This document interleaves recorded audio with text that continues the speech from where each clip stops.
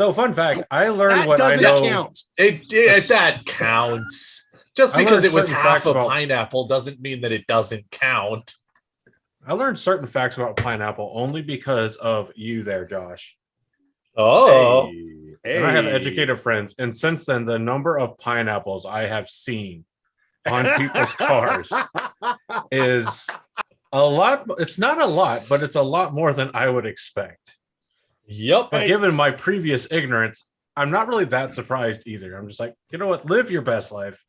I not gonna lie, got more than a couple of looks at JordanCon. People going, what? Oh, with the poly a time. With the pineapple talk. Poly one a dick a time. Pineapple.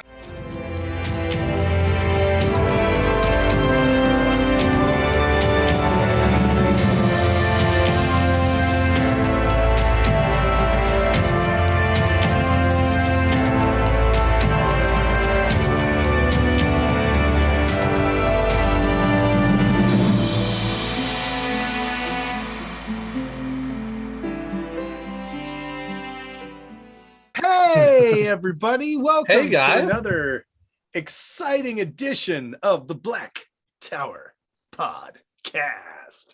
We hope that you will line up in an orderly fashion and prepare to receive your weekly dose of taint. And you will take that dose of taint and you will like that dose of taint. Or we'll give you some wine. Or maybe some pineapple.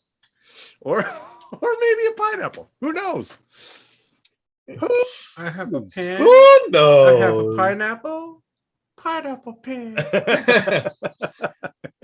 And I instantly don't like myself anymore. I got a new shirt. It's Naruto. Hey, is that from your most recent It's not. thing box? Do you know? How's this? Or did you just buy my it? level's better? Yes, your level's better now. So let me just break this down. Quick side tangent. Dude, we don't do Ba this here. Sing Se is Hey, the impenetrable city. Hey, we don't do that here. We don't talk about Ba Sing Se. Na Sing Se means penetrable city, right? Okay. What is the correlation between Baruto and Naruto? Naruto is penetrable, and Naruto is not. I'm pretty sure you just answered your own question. Is in the Naruto penetrable? Naruto. Okay. Naruto. The well, rum may be getting to me. Doesn't Naruto have kids? Eventually. Eventually? Yeah. So Baruto there was is a just the one movie, who's not having Like kids. where they got married. in Naruto has I kids. think. Baruto doesn't. Naruto is penetrable. Baruto is impenetrable. Well, Baruto also is a kid, so Baruto. the same statement stands. Haruto. Also, I'm about to go down to Mead Crunchyroll Mistress and makes get a me good some point. Baruto. Ba Sing Se is BA. Boruto is actually BO. So I'm sure he doesn't smell that bad. I mean, I haven't watched it, but anyway, I am your Bajan Mahale Andrew. I am your Amin Khan Mahale Daniel. And I am your Zoro Van Mahale, Josh. And I promise we are not going to just spend this entire episode on a English/Japanese lesson. Daniel, don't make promises. Rule number one. I can promise that one. We're not here to talk about technicals. We're not here to talk about pineapples. We are here to talk about the Wheel of Time, because this is the Black Tower Podcast. We are a Wheel of Time podcast, and we talk about, I mean, let's be honest, we talk about a lot of stuff, but mostly it's the Wheel of Time. Mostly. The single greatest thing we talk about is the Wheel of Time. Which is also the single greatest thing. So, I mean, it makes sense. Hi. Welcome to the Black Tower Podcast.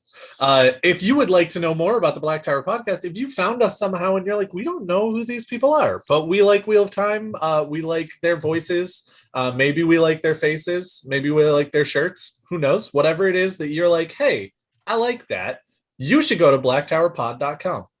That is your one-stop shop for everything Black Tower Podcast. It has all of our socials. It has all of our merch, not on the website itself, but a link to the merches, to the other places, as well as I said, links to all the socials. Again, they're also not all on there. And newly acquired, since we all went to JordanCon 2022 last week, 2 weeks ago, 3 weeks ago, whatever it'll be when this actually drops.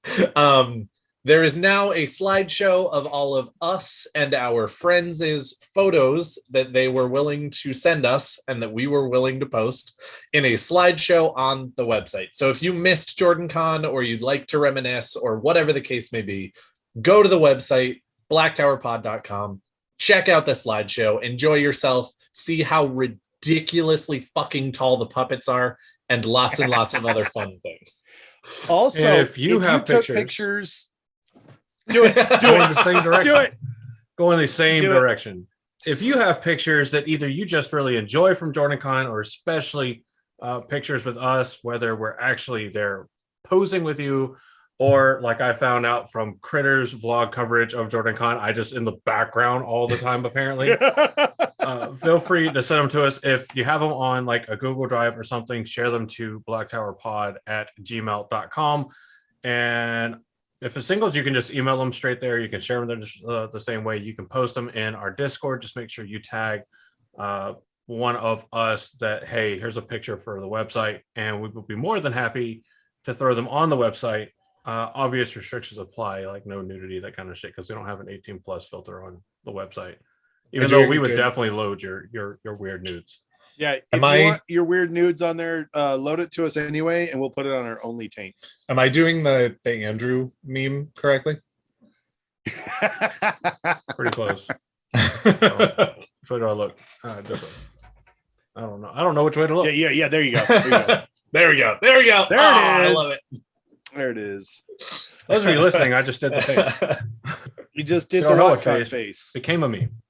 Both for JordanCon and apparently now And a for promo WhatCon. meme for WhatCon. Bruh, the number of memeable faces that Andrew made at JordanCon is very high. He has a very wonderfully memeable face, especially because, as he said, also, actually, here's just a slight side tangent for just a moment. If you haven't yet watched The Lord of the Rings and just watched, like, even if you watched it before, not just like for the first time ever, but if you have never watched The Lord of the Rings and just watched Orlando Bloom the entire time, you are doing yourself a disservice. In every fucking shot, he just has the weirdest faces for no good reason when he doesn't have lines. And it is hilarious. Go do yourself a favor. Check it out. Andrew is that. Andrew is Orlando Bloom in Lord of the Rings, where every time somebody takes a photo, he just has a wonderfully different face, and they're all memeable. Almost every single one is just like excellent. So, yes. The number of times that they forgot his contacts in the movie is also hilarious, because it's like 10 times at least. And it's so weird. Like, again, it's like coffee cups in Game of Thrones. And you're like, what? Why? Yeah, Westeros opened up a Starbucks in the last season. You guys didn't know that?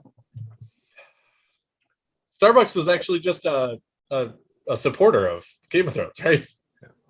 So I'm generally not like a huge fan of pictures to some extent. So like when I'm taking selfies with people, they're relatively normal for the most part. If I'm physically taking it, but if not, I always make like some kind of like weird face or something like that. Or I just like hang out in the background. I do love that, like that meme like started from like just a group picture of us down at the bar at the hotel. And then it was Wolf Brother 7's wife zooms in on me and replies to the tweet with the picture.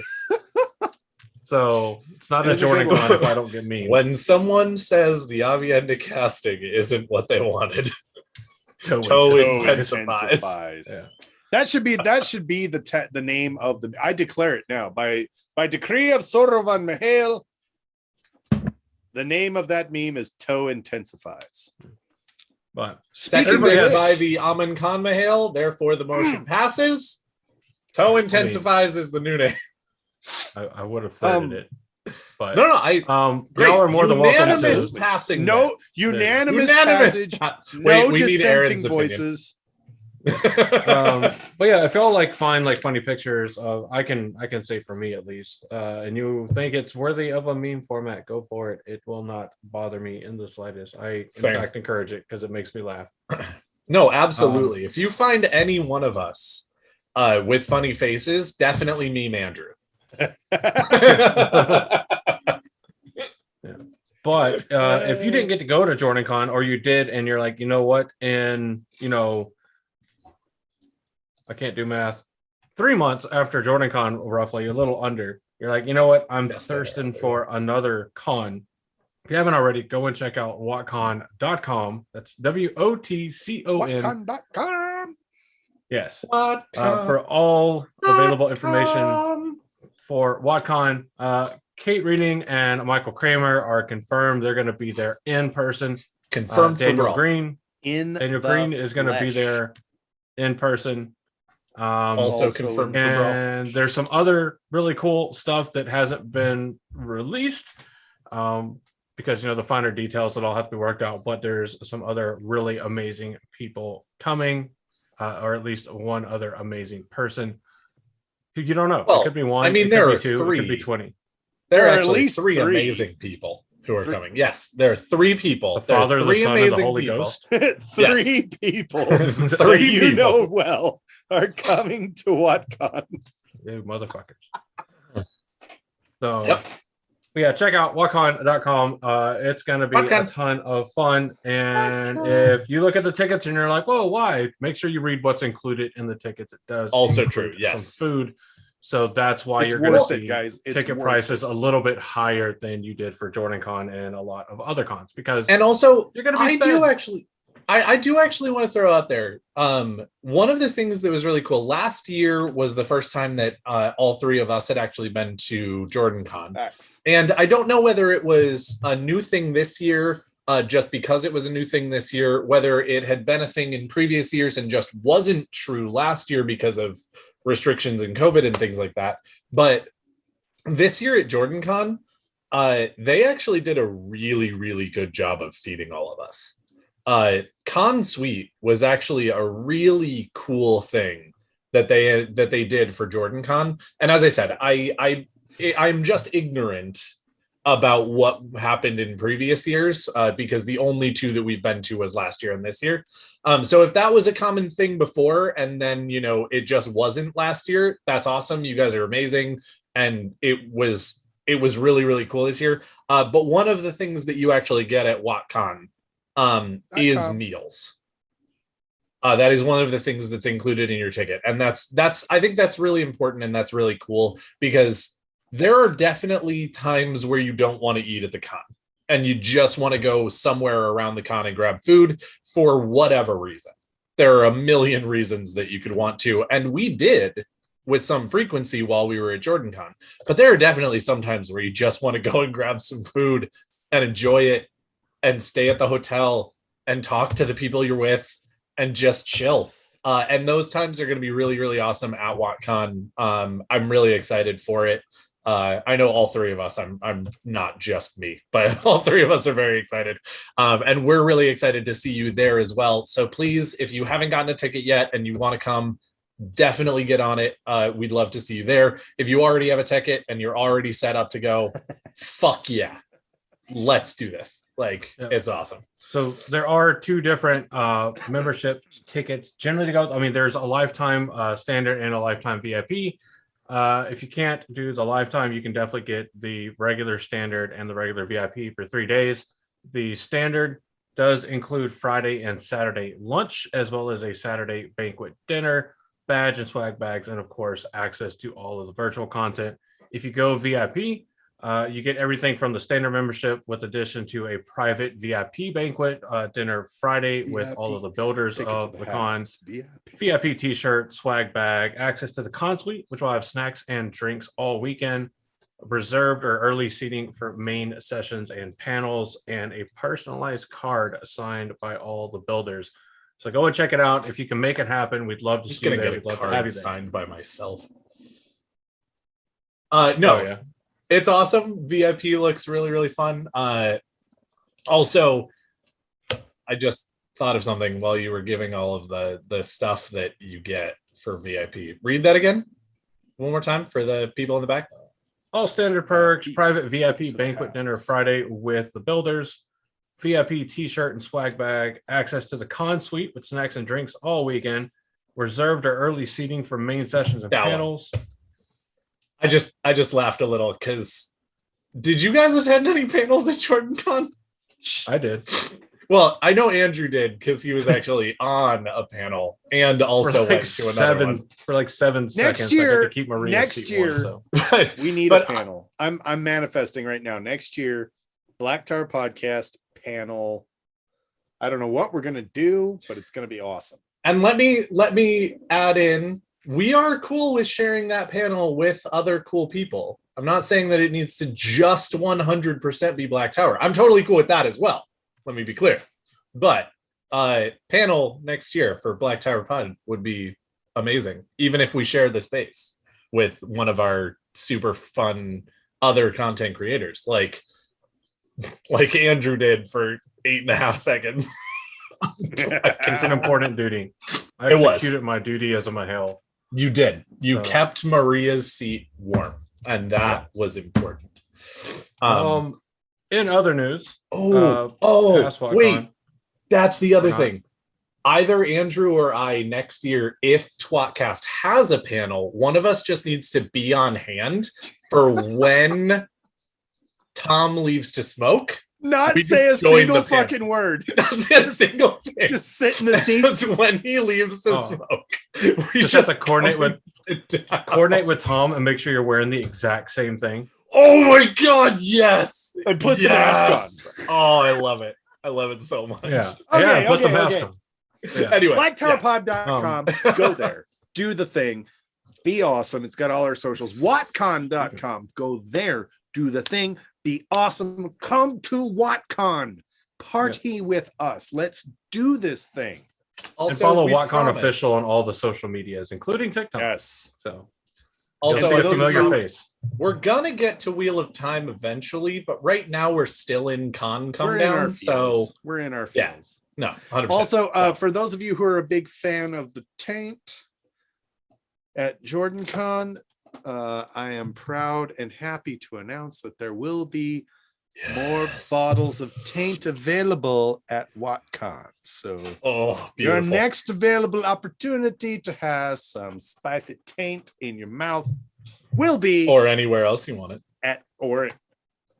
I don't judge. If you want to put the spicy taint somewhere else, you can do that. Oh, You that's do the you, fourth. boo-boo. That's the fourth time. The hot sauce was pineapple habanero. So Okay, so let's talk about some Wheel of Time shit because Oh, I was technically going to this is tell a my Wheel story. of Time but- podcast. No, Andrew, please tell your story. Oh, Andrew, do your thing. Because in pre-recording, I said I would save like the story. Oh, I'll yeah, keep it yeah, as abridged as I can. You If did. you're listening live or you're in our Discord, you probably saw like either the meme of me talking about the Camaro being wrecked, or if you're listening live, you've seen the picture now. This past Saturday, the 30th, some asshat from New York, no offense to New York, decided Little they offense needed to to come New York. down Highway 17 in Myrtle Beach, South Carolina, or better yet, Garden City, without their headlights. So I proceeded to go across the road and never saw headlights, and suddenly was facing the direction opposite where I was trying to go, roughly. Well, about 90 degrees short of that. But You got pit Yeah. maneuvered. so if you're just joined our live, if you scroll up in the live chat, there is a picture of it. I missed a telephone pole by about a foot, and about 3 electrical and internet node boxes by about a foot and a half. So kudos to unconscious reflexes, I guess, to me. So or kudos to placement on those, yeah. or both, and some combination of all of the Yes. above. I did run over a concrete ballard, but it actually didn't do too much. Like the front bumper, which is fiberglass, it just has paint transfer. So thank you, Myrtle Beach area, for having really soft, shitty sand. But if you get in a car accident and the other person gets out and rushes over to you to make sure that everybody's okay, the first thing that you should definitely not do is start trying to hop all over them and accuse them of shit, whether you're from New York or not. So yeah, don't be that asshat, especially when you didn't have your headlights on and you only turned them on after the wreck. And lucky for you, I don't have a dash cam, so I can't prove it. Yeah. But fuck you and every other hysterical person in your car who decided they needed to scream and yell for no fucking reason. Yeah. So you can kiss the worst part of my ass, whatever part you think that is. So everything's fine though. Got the claim and everything submitted. I sent all the pictures off because State Farm will now you can send pictures of the accident through the app and they will do the estimation using the pictures as much as they can. So I'm waiting to find out if it is going to be total loss or not, because the metal frame that makes up the lower part of the trunk on the passenger side is bent to thick. So yeah. So right now it's the assless wagon. And of course it's going to rain the rest of the week when it hasn't rained in about a week and a half here in Havelock. So riding the bike is either going to be very wet Utah. Thankfully, we are getting into the summer months, even though next week is supposed to rain. It's gonna be spring, and we are getting snow this weekend. But guess what? Because all the body shops around here are fucking. All the body shops around here are like fucking like super backed up too. Snakes and foxes. Like there's like 3 or 4 places that could do an estimate like as early as tomorrow, but they can't do any body work until fucking July. So shipping delays for whatever reason, my opinion is not needed on the matter. So we'll move on. No, your opinion is definitely needed on the matter, just maybe not while we're recording, because all I can say is people get your fucking shit together and stop being asshats. All there around, you go. everybody in the world, including myself. The books you think I wrote are way too thick. Who needs 1,000 metaphors to figure out you shouldn't be a dick? Dicks. That's who needs. Okay. Have you guys seen the TikTok where the guy runs over to the car and he's like, "Hey, guess what? This store actually sells what the name of the store is." And the other guy's like, "Yeah, okay, cool." And he's like, and then he starts running and he's like, I'm gonna go see if Dick's. Well, the one I remember is dude, Staples sells Staples, and then they start running toward BJ's.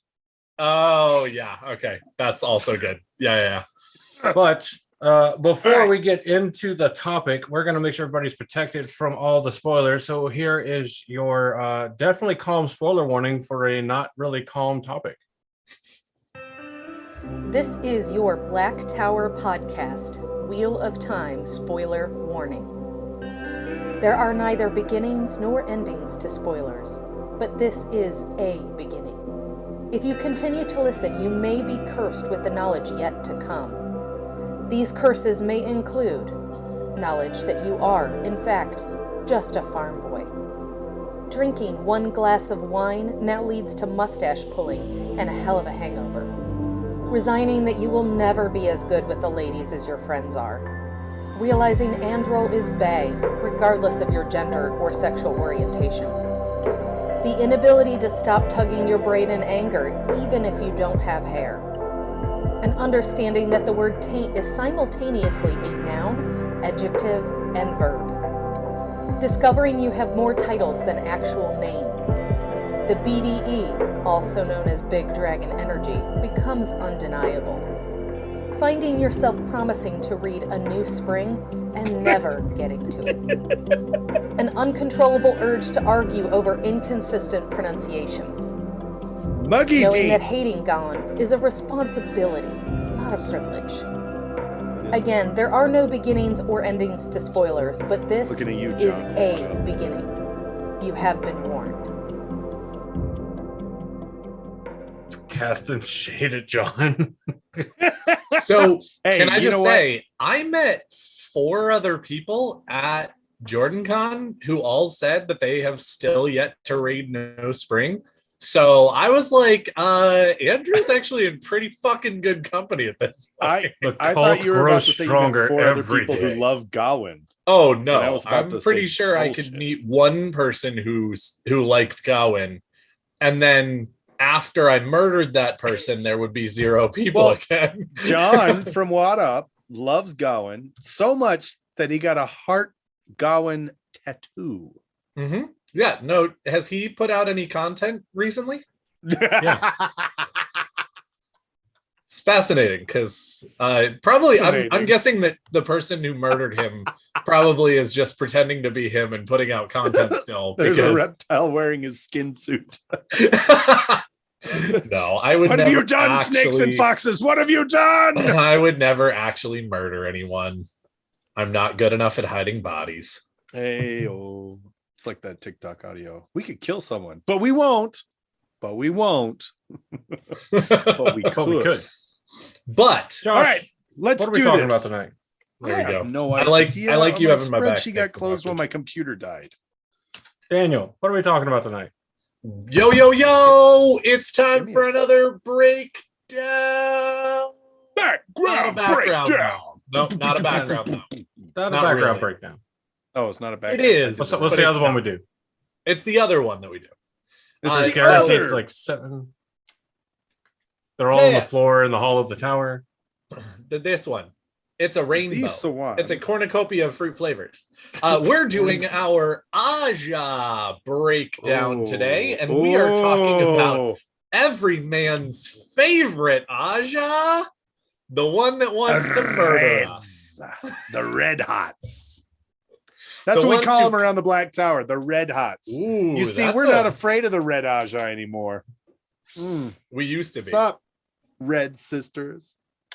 Yes, the ones. Well, we did whose, go to lunch with Leandrin, so that is true. Turns out, sweetest woman ever. She kept saying her name was Critter or something or other. Whatever. Well, We know we the also truth. had Leandrin come to the tower and talk to us for a little while, and she was also super lovely. And she kept on saying her name was like Kate. Yeah, no. 100% of the Red Ajah that have been to the Black Tower or associated with the Black Tower have been absolutely amazing. Indeed, except for that one. We don't. We don't talk about that. We don't talk about her. So Red Ajah, you will know the Red Ajah as the Ajah who hunts The down gentle men Aja. who can, the gentle Ajah. They hunt down men who can channel and they gentle them to make sure there is not, they're preserving the world. They are preventing another breaking of the world. It is a noble cause, but That has been all kinds of fucked. it's Well, it's that's a their dirty job, but someone's concentration. got to do it. Yeah, that's their concentration. Yes. Their overall purpose is supposed to be protecting the world from any and all dangerous use of the one power. To protect Correct. the world from But devastation. 98% of what we within see our nation. is 98% of what we see is, of course, them tracking down men that can channel. I'm not doing it. I'm not doing it. To denounce the evils of truth and love. Unite. No, No, to extend our reach to the stars to the above. stars above. Yes, Come on, Leandrin. Pavara. I'm mad that you Red both did Ajah, it in blast like off at a the speed James of style light. voice. Surrender Nobody now, did Jesse. prepare to fight. Nobody did Jesse. It was just James and James. Yep. Let's be honest. Jesse and James are just the same person. I mean, they are. They both get dressed up in exactly the same amount of drag. Come on. The same amount of drag. Oh shit. Okay, so no, Red Ajah, we So have. does that mean Meowth is just their fursona? Yes. Yes, Okay. 100%. I'm tracking now. I understand Pokemon Good. now. Good. Yep. That's actually the That's only right. that's the reason that Meowth could talk, is that Meowth wasn't actually a Pokemon. It was a person dressed in furry Dude, gear all I the hate time, always. everything about this theory.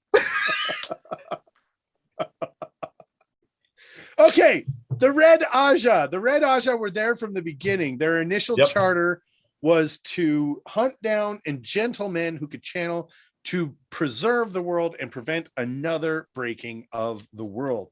The Red Ajah also is the only Ajah that adamantly does not bond warders. That it is a thing that they absolutely do not do. That is not 100% true. It is something nothing that is they are 100%. It is something that they are in policy against. They do actually talk about a very, very, very small group of Red Sisters who have bonded warders in the past. And a number of them, I think 2 of them, do talk about the benefits of having warders, but they do also talk about the stigma in the Red Ajah of bonding men, period. Right. In the actual book series. And there is, again, a ridiculously small number of Red Sisters who have bonded warders, but I think they mentioned 3 of them in the books. Say, I think in the books, as we experience the timeline in the books, I think it only happens once for us to see. Correct. Yeah. I wasn't talking about the conversation. Ones in, the conversation is only actively taken seriously toward the end of the series. Correct. Prior to that, if a Red Sister says, maybe a warder might not be so bad, all the other Reds are like, go to the Mistress of Novices, you dumb bitch. Go to Recapacity, you dumb bitch. I think yes. Mistress of Novices these days. So it's interesting, like, because by virtue of their duty, you can essentially consider, for lack of how they do it and everything, and this is not to draw any parallels to any current or past socio-political issues. So let's get that out the fucking way right there. I'm not making an allegory here. Calm the fuck down. But in terms of the Wheel of Time, disclaimer a lot with this book series.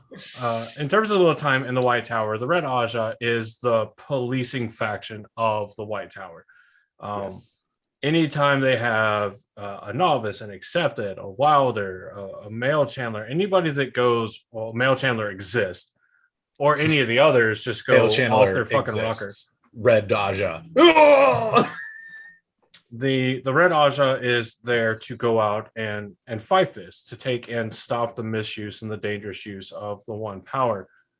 So it makes sense, even though like it is a horribly wrong thing to do. That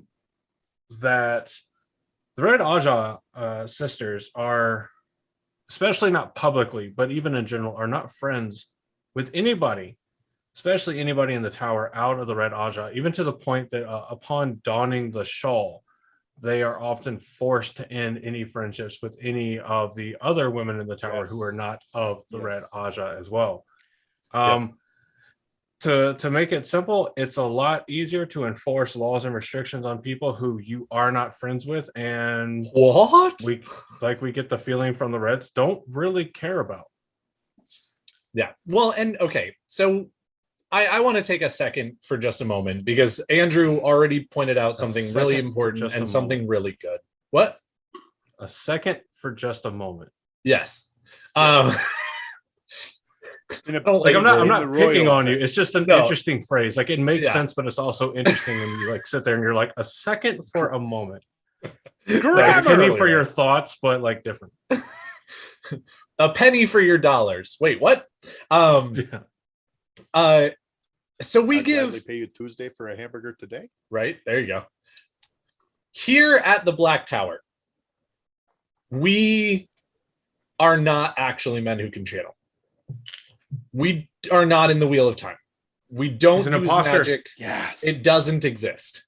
However, we have always felt a huge connection for whatever reason to the men of the Ashaman persuasion in the Black Tower for whatever reason. It's because we're men. It is We're why men in we tights. cosplay them.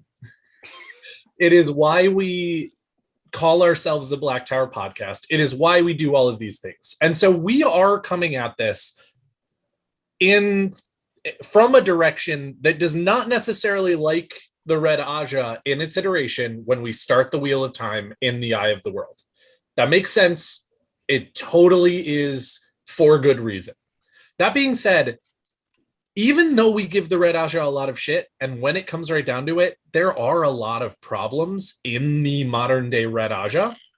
That's just true. And anybody who says that it's not really needs to rethink their lives. But thinking about how the tower started, thinking about the reason that the Ajahs exist, and that as soon as the breaking happened, or at least as soon as women who could channel were being brought together for the purposes of forming a cohesive group of channeling women who could help the world come back together after the breaking of the world, the Red Ajah, or the group of sisters who decided that their biggest mission in life needed to be to prevent another breaking of the world and to police magic, is one of the most understandable ideals at the time that I can even fucking imagine. If there was a breaking of the world today, I would probably be fucking Red Ajah. Like, seriously, it is the most understandable feeling. Yeah. In that circumstance that you could possibly feel. However, we come into the story thousands of years later. And at this point, there are now a lot of issues with that particular attitude, not because it was wrong at its onset, but thousands of years later. And that is why, we talk about the Red Ajah in a certain way, and we go ahead and come at it from when the story starts. But I do want to throw out there, I get it. Like, all of us here get why the Red Sisters were formed, why they thought that this was the most important mission that they could possibly have at the time, and why, when it comes right down to it, it's actually one of the most numerous Ajahs at the time of the book series. Because their reason for existing was extremely understandable. Literally Now to prevent the world from being destroyed. Yeah. But we're not talking about the Red Ajah after the breaking of the world. We're talking about them in the Third Age. And it's a little different. I would actually say a valid comparison. It's the same thing. I would actually Third Age say started after the breaking of the world, or with the breaking of the world. It end of the Third Age Ajah, not beginning of the Third Age Ajah. Red Ajah.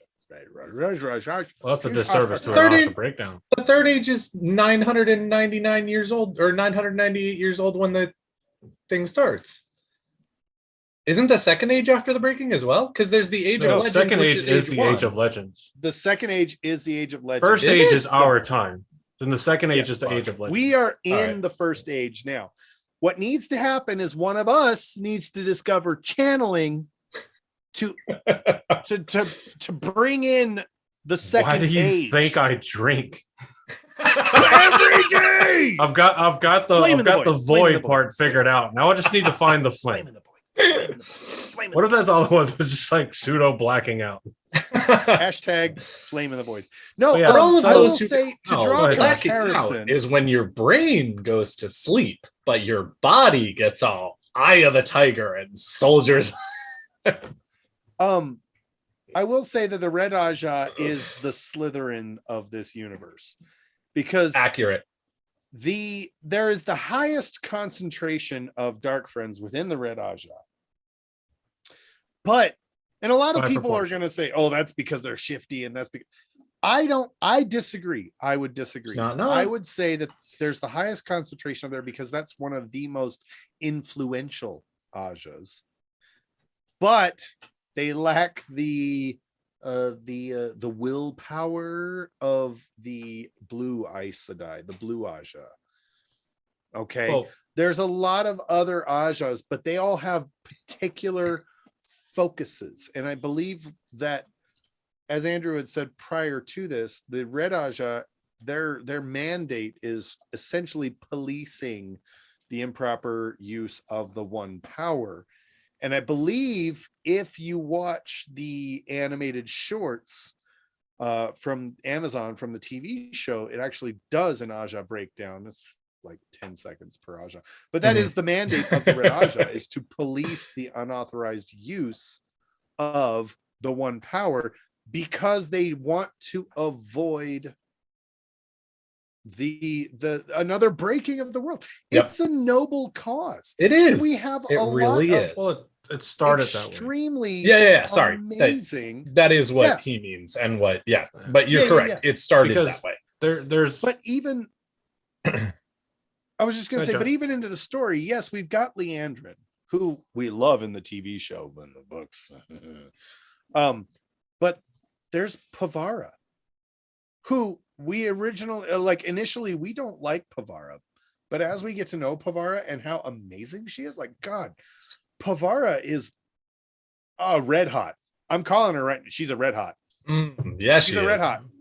But And to go back to an earlier point you were making about the Black Ajah infiltration of the Red Ajah, there's another key feature of the Red Ajah that is very conducive to infiltration. You have an entire group of people that, by one, are the most populous in the White Tower. So just by sheer statistical numbers, it makes sense that they have the most proportionately. exactly. But also, exactly. you have an entire group who already is essentially not liked by anybody else in the tower, who doesn't really like anybody else in the tower, who is known for being very direct, very crude, very blunt, very rude at times to everybody else. So if you're a dark friend, if you are Black Ajah, you really don't have to pretend that much to be in the Red Ajah, because everything then falls Exactly. under the purvey of order. And so when we talk about the Red Ajah being a policing force, we don't mean like your local police department. We mean more like Oh yeah, no, the fucking SS yeah, style policing. Yes. And the TV show, I think, did a really good job. And I actually loved the first episode's cold open with Leandrin. Mhm. I loved it because it set the tone for how the Red Ajah conducts business. Namely, Leandrin, who we know is both Red Ajah and Black Ajah, You dick. how she conducts business. And one of the things that I think is important to note, and they did a really good job with her companions when she was traveling, no other Red Sister anywhere batted an eye for a second when Leandrin was like, you know Exactly. what? Kill you here. I'll kill you there. I'll kill you here. Like they were like, yeah, no, it's on track. I'm on brand. Let's do it. We don't care. Who needs a trial? So you have your faction that is at conception focused on law and order and responsible use of the one power. And so they're going out, they're tackling the biggest threat at the time of their formation, the 100 male channelers, or 99, because Luce there and kind of took care of himself. Heyo. Mad male channelers that are literally altering the face of the earth Yes. and wreaking havoc, turning North entire Harbor cities is into so proud glass right with now. balefire, doing all kinds of crazy shit like this. And then all the other male channelers that weren't a part of the 100 companions that are progressively going more and more and more insane. And there was a learning gap there. There was a time where it wasn't clear that male channel this is happening to all male channelers, because I guarantee when it started, they were like, Yeah. well, it was just Luce Theron and his 100 companions, or technically Yes. 99 companions, whatever, who cares. We also know that the But 100 over Companions time, it very just well may have become just been a more and more moniker. clear that it was all men that were going insane Correct. from Like 300 something happening to Spartans. Sidene. And they figured out what it was. So they're going about doing that. But at the point where male channelers, by and large, are now under control. They're a rarity in terms of how they used to be. There was a point where the Red Ajah's entire 90% of their focus should have and could have turned to just policing use of the One Power.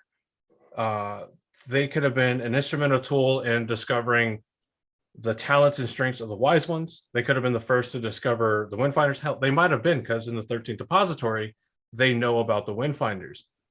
Yes. And it might have been Red Ajah that did it. They might have heard of some fucking shit, went down and been like, oh, okay, cool. But they don't. And this is a bit to me of an absolute power corrupts absolutely situation. Mm-hmm. When you are the faction that is put in charge of policing your fellow channelers, it is all too easy to have that or look at that and take that and get to an egotistical point where you don't really care about the Amarlin's authority, because she sits in a chair and tells people to do things. You go out there and do the stuff. You maintain order. You watch the seals. You are the keeper of the You're fort. on the front lines. I don't care what the general says. I'm the grunt in the trenches. I know what's what. Well, and especially when we bitch about an officer like putting forth an order, and we're just like, you don't even know what our job is, do you? Because it sort of makes no sense. Exactly. Yeah. Well, and especially think about it when you have a general or an officer that's behind you that isn't even of your faction, and all of the grunts in the trenches with you are all of your faction, and all of you are sitting there being like, it's a dumb order. He's going to get us all fucking killed. What do all the grunts do? More likely the smart choice, or at least what they perceive to be the smart choice. I can't guarantee that it always is, but what they perceive to be the smart choice rather than the order that's going to get them all fucking murdered. Like, no. Well, and this is also one of the things that's really interesting to me is that I feel like Robert Jordan does a really good job of showing that corruption in the story, because there are 4 major, like, huge red sisters that we see throughout the story. And I mean, there are many other minor ones as well, and they're, a number of different ways and persuasions and this, that, and the other thing. But the 4 major ones are Elida, who deposes an Amarlin because she can, and isn't a black sister, but is pretty shitty in general. Then you have Leandrin, who's actually also a black sister and gets our favorite fucking Wonder Girls captured and or at least in mortal danger, and one of them captured. We have Galena, who puts Rand in a fucking box and tries to bring him back to the White Tower. And then we have Pavara, who's dope as shit. That's 4 major red sisters through the course of the Wheel of Time that I would say are probably the 4 biggest ones. And 3 of them are total dog shit. One of them turns out to be pretty cool. So, like, if you're talking about that kind of percentage in the Red Sisters, like, oh, yikes. Well, that's not a great percentage. Well, and that's why I drew the comparison to Slytherin and Red Ajah earlier. Oh, yeah. Because there's also, not a bad, keeping with bad the books, there's also that went bad, except for in Slytherin. Yeah, right. Okay.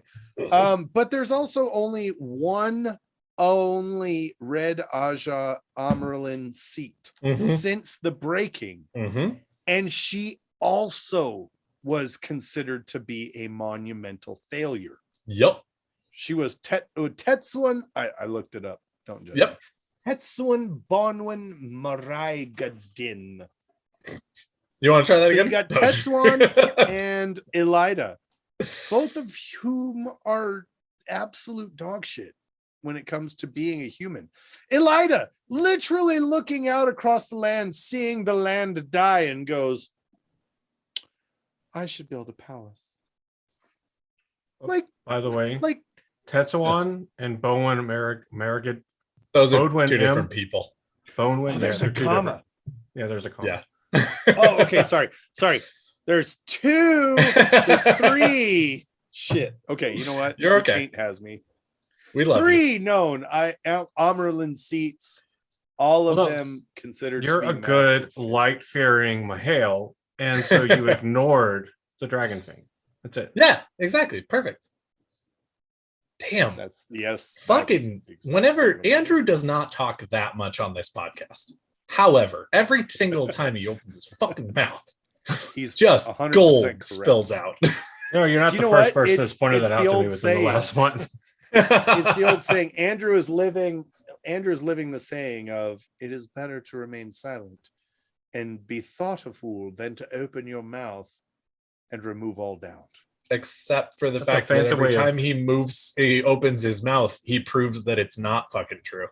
That's a what fancy I'm way of saying. saying I not always do English good, so not do English as much. Why say use lot many words when, When- when few words few say words. good? Oh, My shit. chili. Oh, poor Kevin. You know what? I know that pain. Only I once had a crock pot full of chili in my car and I was driving to work and I was like, yeah, I'm bringing chili to work. And then someone cut me off and I had to slam on my brakes and the crock pot went. So that Crock pot see, cake burger in your everyone, hurts stop, my soul. stop. We need a moment of silence for Josh's chili.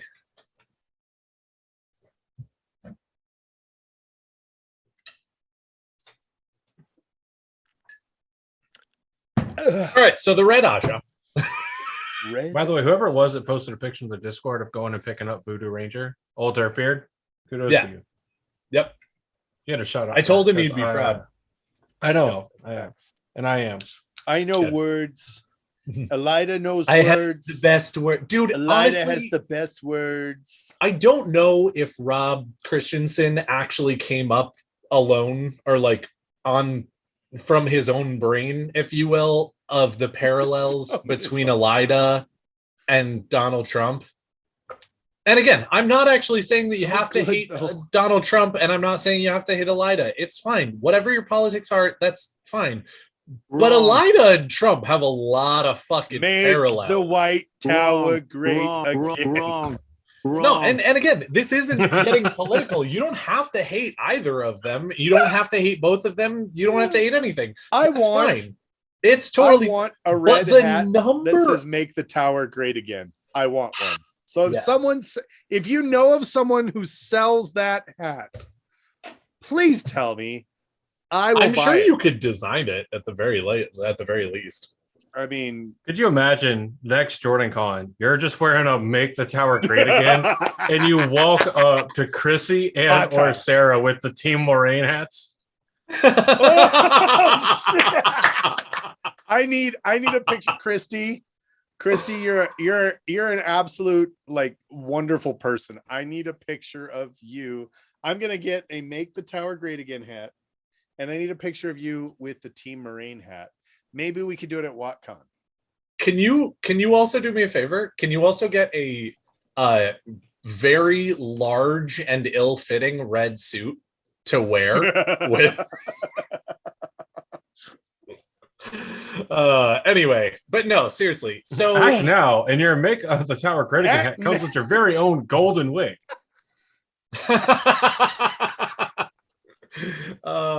Made of cotton candy. oh my god. Okay, so interesting thing about the Red Ajah though.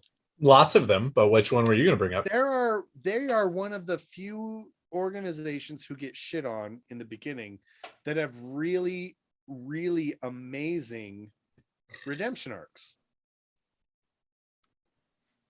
You know what's funny? The three Aja or the three Red Aja Amerlins that you mentioned are Mhm. also the only Red Aja Yes, Amerlins. that's Only. correct. That's what I'm saying. Only. Oh, wait, you did So say it- since the breaking. So, Si- and the White well- Tower only existed after the breaking. So, Which Yeah, was a that's funny thing that I wasn't going to bring up. All Amerlins of the White Tower are opposed to breaking. Yeah. Well, Or actually, or they are very, very pre-breaking. Yeah. I need you to shut the We fuck all- up because we all have that problem. You can't every be once in a wrong while. about before and after when time is it's like a circle. There are like no a endings. there are no beginnings or endings to the So- Red Ajah. Oh God. It's No. interesting. There it is. Fucking love it. Wheel in the sky keeps on turning. I'm really glad it you're wasn't the just same me that thought key. that. How the fuck did that happen? I don't know because Spent too Oh, much man. time together at Jordan Con. Taviran. We're all Taviran, weaving our experience. All right, Syndrome. Because when we're all Wait. Taviran, no one will be. Everybody's Oh, special, Josh.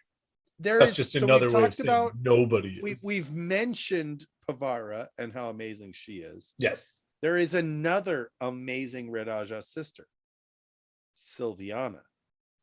Now- True. Sylviana spends a lot of time essentially beating the shit out of Egwene. Like, let's be honest. But eventually gets to the point where she refuses to do so any further and is imprisoned for it. And now this is okay, spoilers. Okay, we've already given you the spoiler warning. Okay, Yep. Egwene, when she's raised to Amerlin, God, I'm like getting goosebumps right now. It's such a powerful scene. Pulls Sylviana out of prison after learning what she did for her and says, there is absolutely no one better, no one who has a higher moral fiber and a higher integrity than Sylviana. You are the woman I want for my Keeper of the Chronicles. And she even straight up says, look, I'm not spurning the Red Ajah. I'm not punishing the Red Ajah because of Elida. I am trying to unite the tower. I am uniting the tower. And Egwene, first and foremost, Egwene is fucking amazing. I'm sorry. If you don't love Egwene, you may go. You are dismissed. No, if you don't like Egwene, Amazing. please go see the Mistress of Novices so that Please you can go learn. see the Mistress of Novices. So that you can learn one of the reasons that we like Egwene so much. And secondly, with Sylviana being one of the most God, she's got one of the strongest moral characters that we see in the books. There are so many Aes Sedai in the tower who are like, Elida's fucking crazy, but we're gonna do what she says because she's Amarillin. You just got to do what the Amarillin says. I was just following orders. It's How can you members of actually the Red say that out of Ajah. your mouth? How is that I not did. so triggering for you? Oh no, it's why I say it like that though. All right, it's why continue. I say it because I've met people You're taking who the say, piss. You taking the piss, bruv? that's what Captain says. That's what we got to do. And it's like, no, fuck that. Like, Yeah. Captain doesn't know what the shit he's talking about. And Mhm. for you Navy guys, Ensign doesn't know what the shit he's talking about. Yeah, sorry. Well, But and Sylviana was one of the few who came forward and said, this is wrong. And just like in pure militaristic fashion, she was thrown away for stepping out of line, stepping out of proper behavior. Well, And in that, there's another. I'm sorry. There is- I I thought was you just were gonna like say trailing off with something. that's- you've got two examples of Red Ajah sisters who are incredible. They are incredibly smart, incredibly resourceful, and incredibly pragmatic in that they see the situation for what it is. They see the forest for the trees and they say, this is unsustainable. This But Josh, this behavior cannot continue. We need to do better. We need to be better. And they both suffer consequences for it. but Josh, there is another. Well, before Have we Yes, for- Yoda. before we you go on to forgotten? that, I actually want to just real quick, just because Josh mentioned it a moment ago. That I think is one of the biggest reasons that again, that sets, I mean, there are so many of them, so don't at me, but the difference between Elida and Egwene as Amerlins. Because when Elida comes into power and the Blue Ajah leaves the tower, she disbands the Blue Ajah. She says, fuck you guys right in the butthole. You guys are out. We don't want you. In a We don't bad need way. you. Get the hell out of here. If you Can't even leave if you try don't to come exist. back, if you even try to come back to the tower, you will face huge fucking consequences. Egwene, when she becomes Amerlin back in the tower, says, not only am I not going to disband the Red Ajah, I'm going to choose a fucking keeper of the Chronicles from the Red Ajah to show you just how much I care about the integrity of the tower and my fellow sisters and keeping the tower whole, because I think it is one of the most important things that we can do right now. Now, let me be super clear. They are both taking over at different times, and I get that their circumstances are not the same, but that is a huge difference between the way that Elida does things and the way that Egwene does things. And that's one of the many reasons that Elida is such dog shit and Egwene is Fucking so Eliza dope. Thornberry. Right. Anyway, Andrew, you were about to talk about one other red sister that we had not talked about before. Yeah. Or So yes, this is or- another one of the ones that well, she starts off as a relatively unsavory character, but through a story not all that different entirely from Egwene's, becomes someone that we learn to love with Matt. Yep. It's Teslin, aka Tessie, Ooh, Baradon. Yeah. excellent, sir. Because Excellent. Very nice. She was a sitter until she dissented with Elida, or Elida felt she dissented too much. Then, acting like she was fucking Kim Jong-un or the White Tower, said, "You're dismissed," dismisses her as a sitter, and then goes to Abu Dar and is captured by the Shanjan. Undergoes a lot of the same style kind of breaking that Egwene had to endure. Goes to Val and Lucas Circus, meets up with Matt and the band, travels with the band. Matt gives her like horses and coin to go back to the White Tower. She goes, looks at it, says, this Nah. shit's fucky, and just goes to the last battle and fights with the dragon. Right. Under Matt. Because this is she's actually the one that creates the circle that opens gateways that allows them to move the armies of the Ogier, Dragonsworn, and their other compatriots to the top of Polo Heights. No, Yes. that's a good point. Tessie was so popular that Dropkick Murphys wrote a song about her. Oh, fuck right off. Tessie is a friend. Yeah, I Tessie know is she's the been maiden a with good the friend. of sparkling mine. eye. Tessie is a maiden with a love. No, She but don't honestly- know the meaning of a sign. She got a comment full of love. Well, and it's also interesting because I'll again, start calling you Dick Dastardly. Just because of the mustache. Yeah. I'm getting there. We're almost there. Get it. Working on it. Get some, No, you need some wax. I'm getting there. I don't have quite enough to wax yet. We're working on it. give me till WatCon. We'll get there. WatCon. Come to WatCon and see Daniel Amin Khan Mahal's wax stash. Excellent. I'm looking forward to it. But no, I actually really like that. I mean, I'm really glad that Andrew brought that up because I also really like that story because Tessie is actually one of the ones who Egwene, when she is captured by the Shanchan, by the end of her capture, figures out that the Suldam can also be channelers.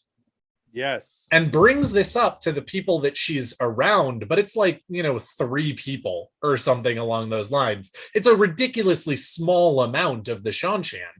And it doesn't go anywhere because the people that she brings it up to are so fucking scared of the information that she brings, or that she like makes them aware of, or that they like just didn't want to admit to themselves or whatever.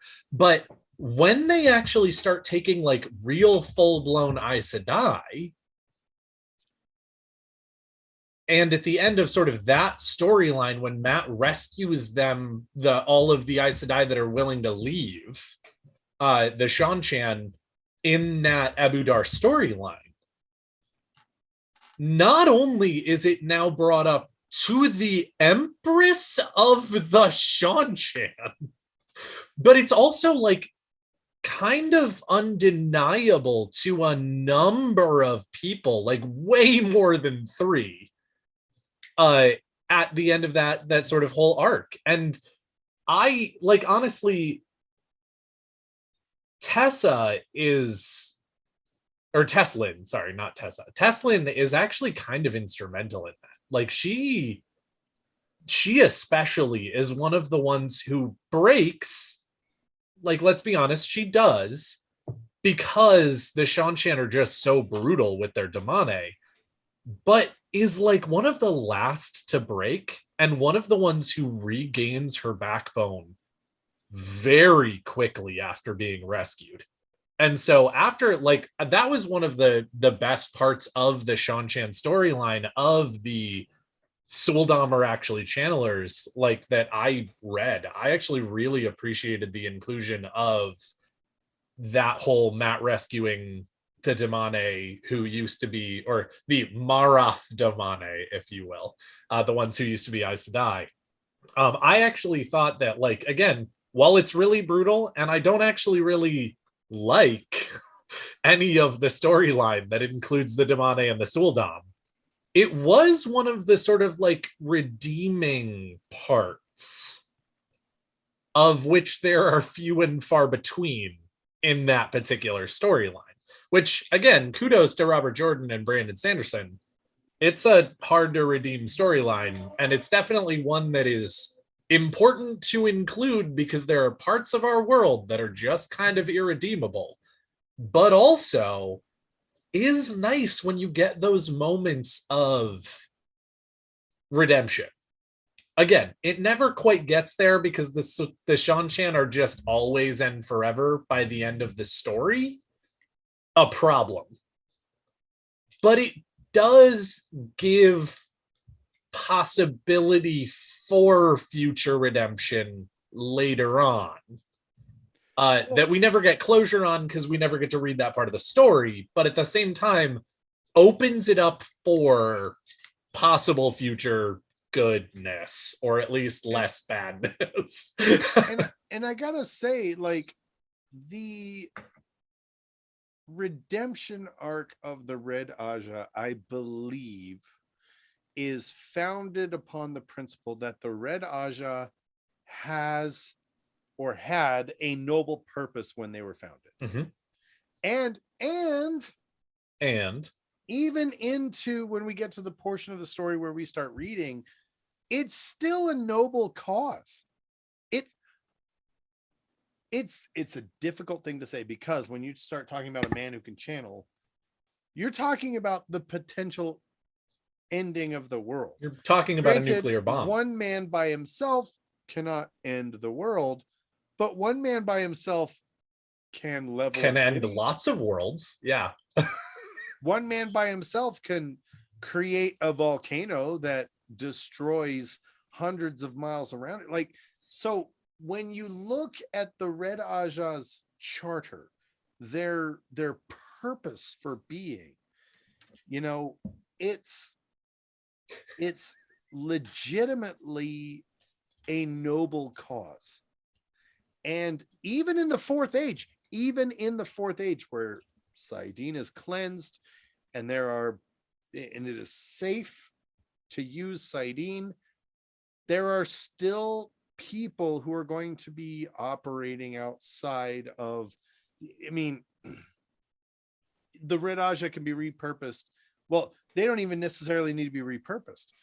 They just Their need a little charter is more to oversight, control the We need a white unauthorized cloak use of redemption one arc. power. right? If you've got someone who is You need a you Galad. know, experimenting on people unethically, if you've got another Agenor, if you've got another Grendel, if you've got these people that are, You don't even have to go doing something- Forsaken. I mean, I guess technically you do, but I mean, I just mean in the Taim. actions. Well, no, If but you've what I'm got- saying is Taim is a great example. He eventually becomes a Forsaken. I'm not saying that he doesn't, but yeah, I know that he probably had some madness going on because he started channeling when Sidene was still right. still tainted. And that But could at the have been same one of the time, reasons why he turned. he seems pretty fucking put together by the end of the thing. Even if you sort of like, it's hard to hand wave his intense bullshit on entirely madness. So again, you still need to watch out for the times of the world, even with a cleansed Sidene. Exactly. And so that's what I'm saying. The Red Ajah still has a Yes. place. And It just where needs a they've good been the Galad. ones who've been studying Sidene, or at least the effects of Sidene this entire time, it makes sense that they would have the closest relationship with the Black Tower in the Fourth Age. And the Black Tower, who is currently finding their way in the world, they're finding their role, finding their position in the world. And what is our mandate? What does Logain say? The Black Tower protects always. And that is what, you know, we are not Ashaman in the fact that we cannot channel. Like that's how it He is. said it too. He did it. We I- love the messaging though. We love Yes. the messaging. And so we will purport ourselves as Ashaman. And we will Yes. always strive to be those who can protect those who would like protecting. We And- protect. Sound like a Chaw file situation. I mean, Oh, But the it's thing- an ideology the thing is versus when it cultural comes to the Red appropriation. So it's Ajah, all right. correct. Yes. the Red Ajah, when you start to think about it, the Red Ajah's mandate more closely matches the mandate of the Black Tower than any other Ajah in the White Tower. Well, and again, it's I said it's what one- I said. You did, and you're not wrong. And one of the things that I actually really like about the whole Black Tower Red Ajah sort of storyline and intertwining is that, again, I'm not saying that every Red Sister who is bond. Well, first and foremost, I'm not actually giving the Black Tower Ashaman a pass on bonding Red Sisters without their consent. That's not great. It's really We not. had a rough beginning. And by Okay, we not made great, I mistakes. mean actively bad. But at the same time, I'm also not saying that it ends badly for everybody. And that is a good thing, even though it starts out really kind of shitty. But again, the majority of the sisters who go to destroy the Black Tower are Red Sisters, which makes entire sense. That is their mandate. That is the They're the reason they ones who've been exist. trained to deal with it. Also, Elida is the Amerlin seat when she goes ahead and sends them to do that. And so she's going to send sisters that she trusts and sisters that she thinks are trained for this in as much of a number as she can get away with while not making the rest of the tower pissed. So most of them are Red Sisters. They get to the tower. They are force bonded by Ashaman. They realize, which is not okay. Which is not okay. Consent is actually extremely Alana important. did it. It was not okay. Logain did it. Also not okay. Logain has a great arc, and that is a blemish on that great arc. None of us But did. by the end of the thing, those Red Sisters who were sent to the Black Tower have so much better of an understanding of the men from the Black Tower, the Black Tower's mandate, the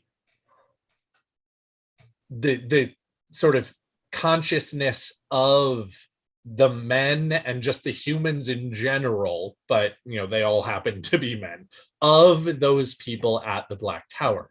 And I think that the Black Tower, the Ashaman, especially those who did force bond these sisters, but I think a lot of them in general, even the ones who didn't, again, have that sense of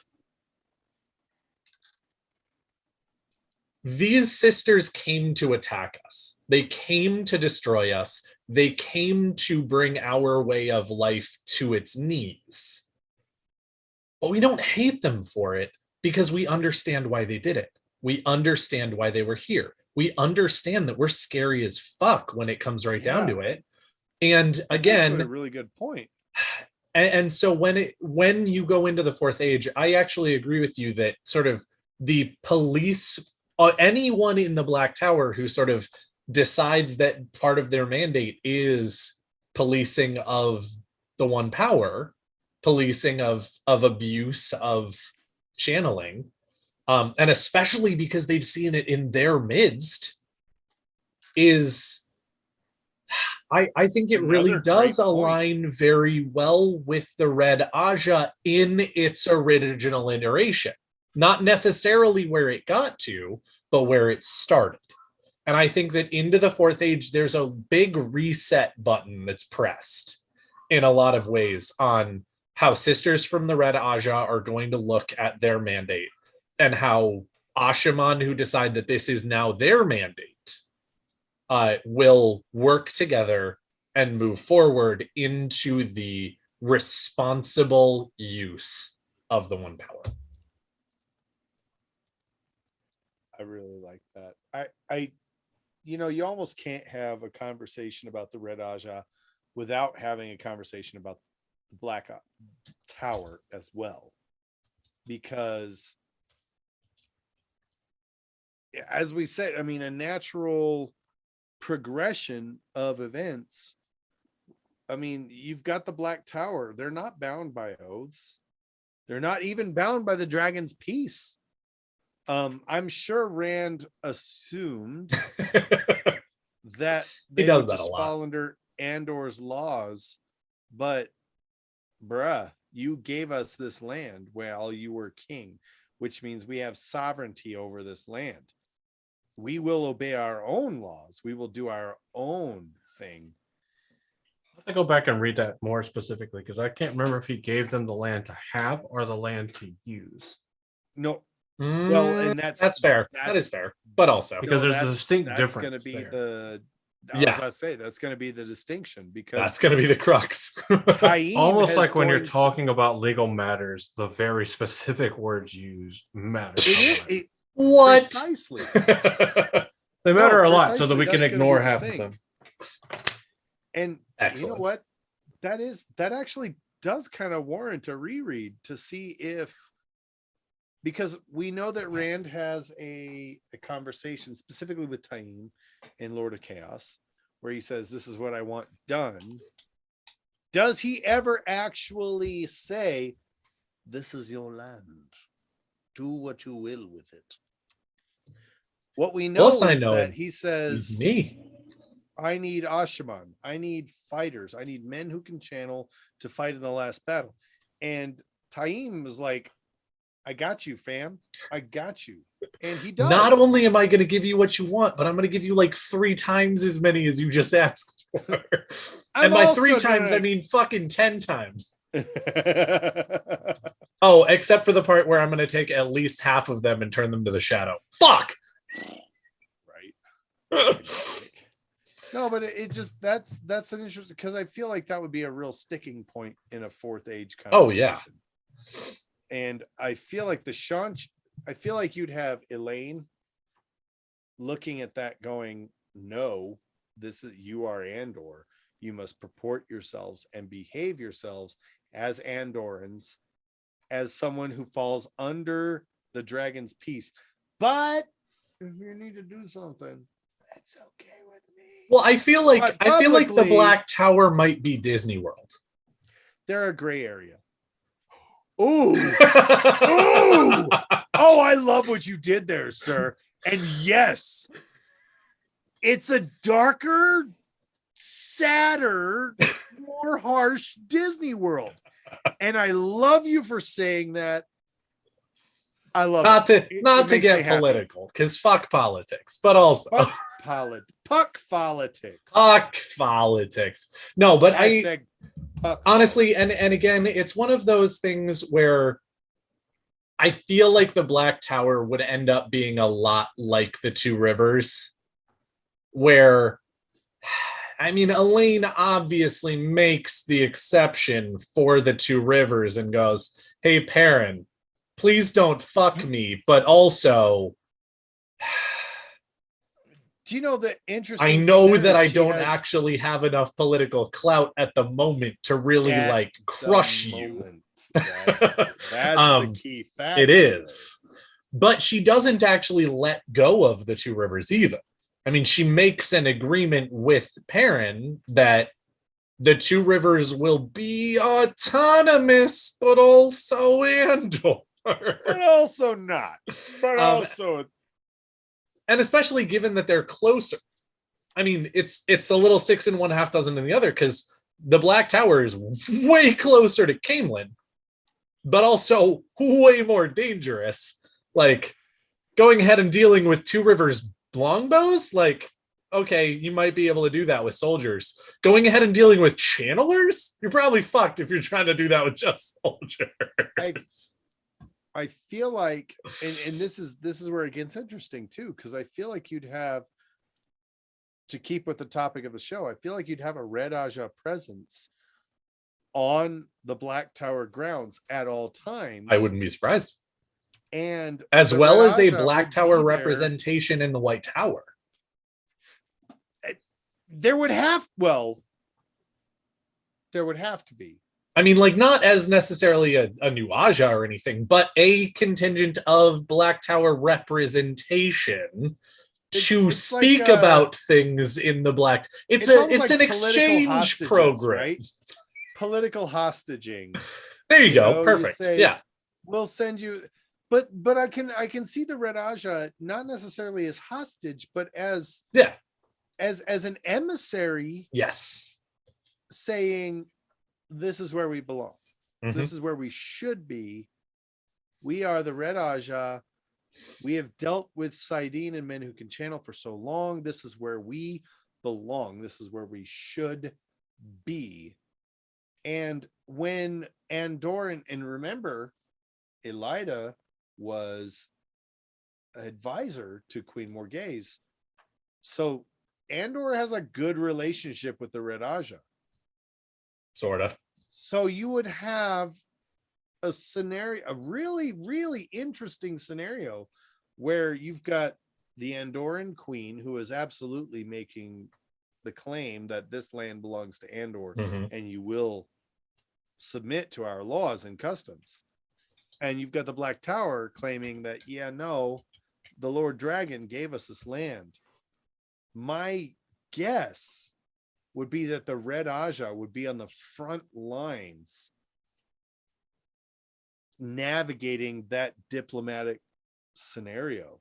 That makes sense. So, on that note, as I've Excellent. been What'd you find? staring down with the book, shit. it is a bit of a surmise answer. So this is Lord of Chaos, chapter 2, literally the very last paragraph.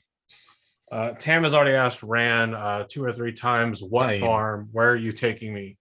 And Rand, as the then ruler of Andor, says, I'm taking you where you can serve me. So I think if you want to play lawyer, words matter, legal semantics, if the acting king of Andor says, I am taking you where you can serve me, it is, I am taking you somewhere I am designating for you to use for me. And then by extension for Andor.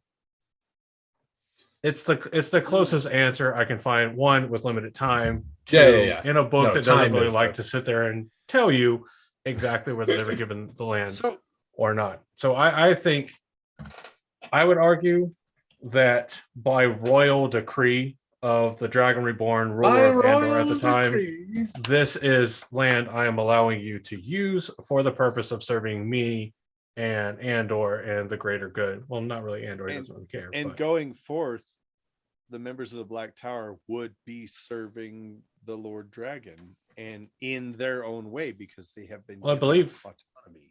Well, and then in the end, before it's when Logain is talking to Elaine, he says the Black Tower stands with the Lion of Andor, or with the White Lion of Andor.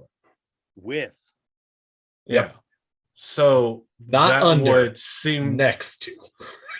yeah. So that would seem to be like no different than Perrin being Lord of the Two Rivers. Yes. The Two Rivers stands Yeah. with the White Lion of Andor. It's still saying like it's basically this is a very common thing during medieval times, because like the king didn't just have a 40,000 man army. No. There were like 20 or hundreds of lords that all had several hundred or thousand troops that they would decide when they did or didn't stand with the king or with the monarchy at the time. Well, and So of course, I think it's very much that type of situation. Like they pretty much have free reign to rule their local area as long as they don't fuck with Andor as much. But Sure. in Well, and general, like in a republic style like the United States, they're their own kind of place with a lot of autonomy and sovereignty, but ultimately they still fall under the Andorran nation. well, and of course, I think that that's one of the things that Game of Thrones actually did a really good job of in the television show, of like showing that when Ned Stark tries to go ahead and get men to fight with him, actually I think he's dead, but when like Robb Stark, for example, tries to get men to fight with him, he doesn't go ahead and say, hey, all of you men who are ready to already fight with us, come on down and grab your swords. He says, all of our friends and vassals and other Northmen, I will contact you and say, please send me men, because I need to go ahead and defend against this or attack this or whatever. And again, that's like medieval society 101 in terms of like, yeah, the king has like the biggest single army, but when he actually needs to fight another king who has already put together an army of himself and his lord's men, he goes, hey, lords, men, please. And they either go yay or nay, and that like makes or breaks a war. And so, yeah, I completely agree that particular thing is that the Black Tower stands with the White Lion does not mean we are your subjects. It means we like you. We think you're doing the right thing. When you need us, we will more often than not stand with you in your conflicts. I mean, that's how I take it. You know, Yeah. the same as a lord. Like, we are part of the Andorran domain. Yep. But we are not subservient to you. You know, We have our own fire department. More on equal footing. Like it's a putting themselves on equal footing with the throne, and how the throne should expect to conduct business with the Black Tower, just like how the throne should expect to conduct business with the Two Rivers. Do you think that the Black Tower reports deaths in the Black Tower, or do they have people die in the Black Tower and then take them off the tower grounds and then pronounce them dead so that no one has ever died in the Black Tower? No, we definitely kill folks in the Black Tower. No, there's definitely a morgue. There's definitely a morgue in the Black Tower. No one dies. They just take the long snooze. There you go. That's right. So, they go to sleep in the forever box. Final thoughts on the Red Ajah.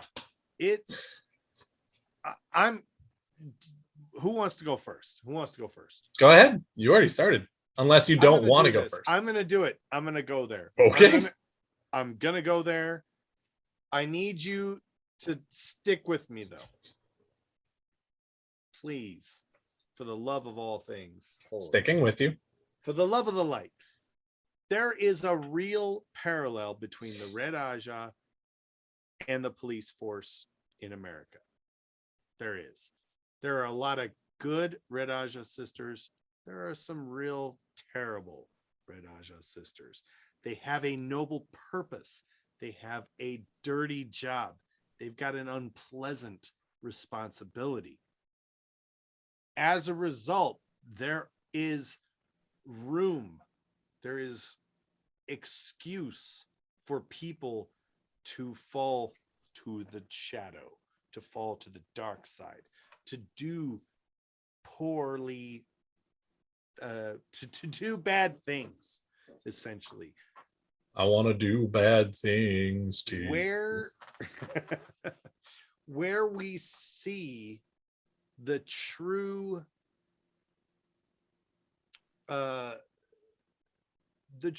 power, the true strength in the Red Ajah is reflected in those sisters who have held that authority and maintained that level of integrity. That takes a special person to do that. And when you've got, the Red Ajah, who had the highest concentration of bad people, yeah, but I'm also willing to make the claim that they might also have a very strong concentration of women who are good, the strongest in their convictions, who have strength in their convictions, who are good, and who largely handle themselves in a manner that is congruent with the morally good mandate that they originated with.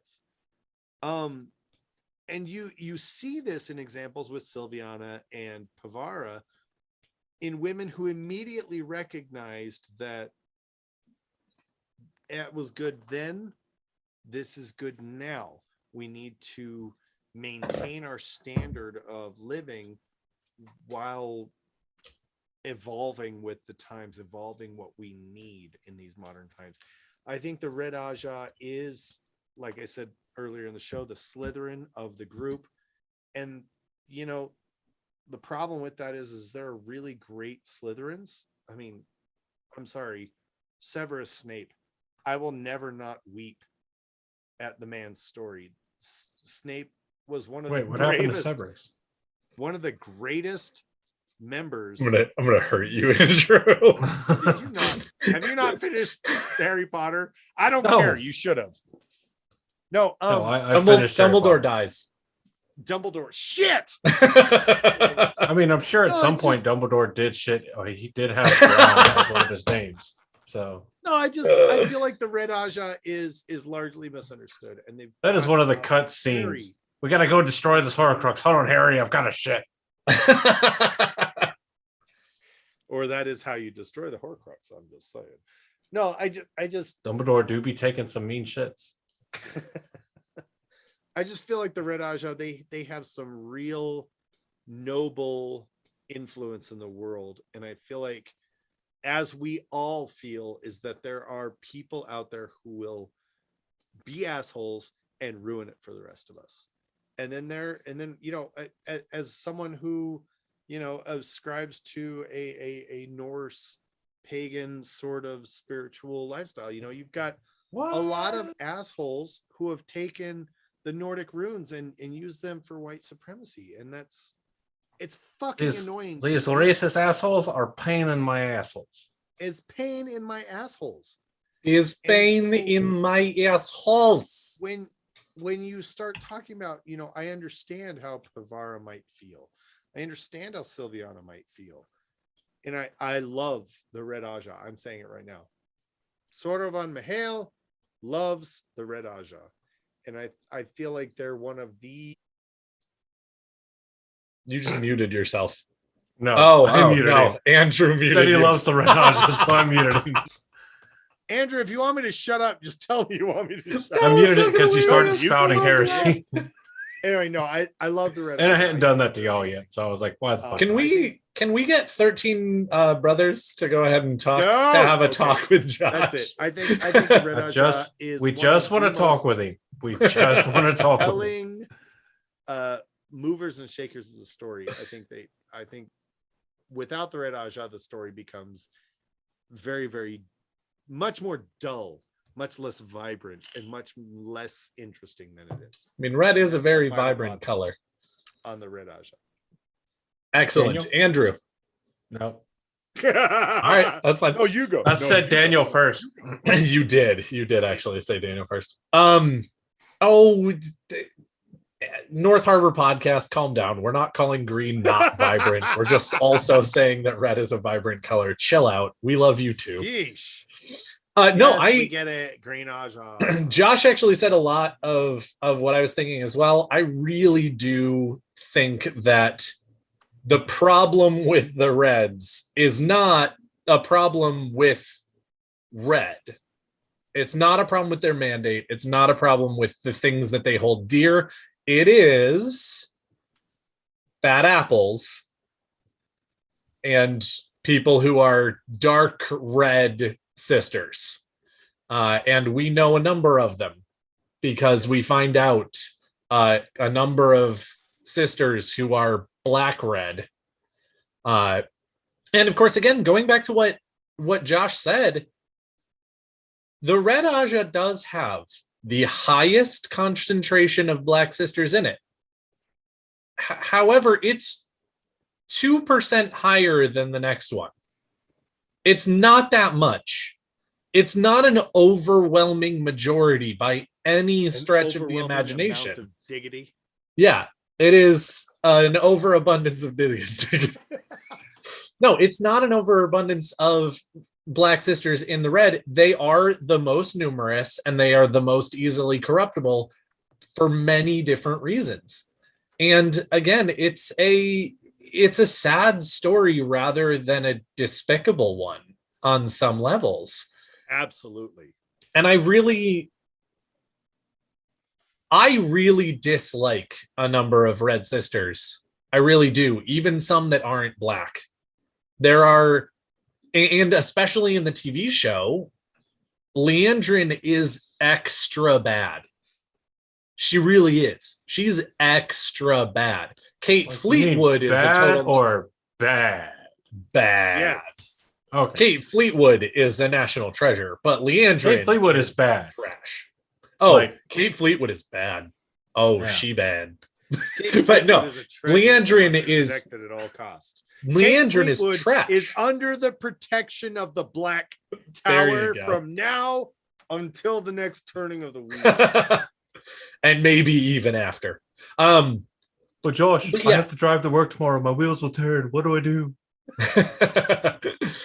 But yeah, it really is. I think the television show did an extra good job of showing just how shitty a red sister can get, especially in this case when she's black as well.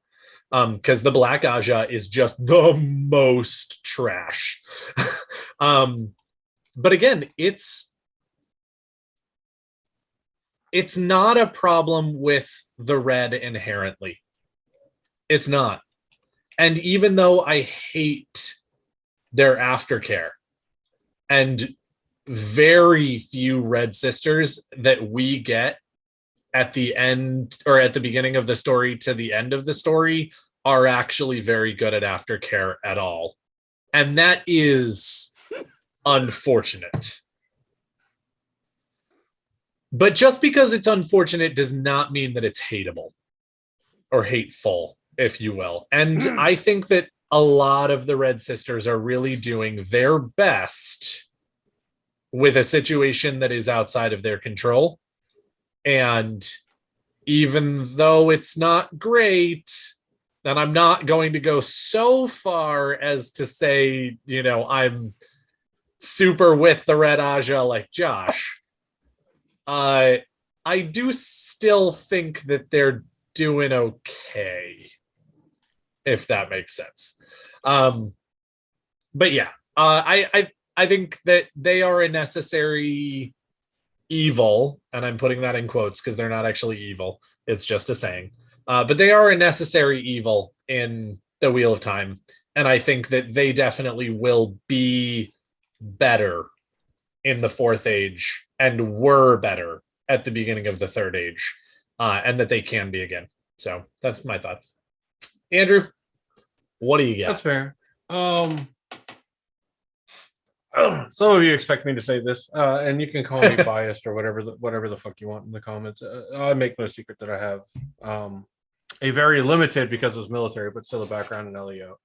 Mhm. I agree with the theme and the meaning of the point Josh was making. Yep. But you know me, I'm a bit of a anal retentive for being very specific, because Yep. I'm not saying that other people aren't as specific, because it doesn't matter. I'm just that way. I am the way I am. Kiss my ass. Yep. The origins of the Red Ajah matches fairly well, though they go in the opposite overall trajectories as American policing in the late 90s and into the 2000s up to current date.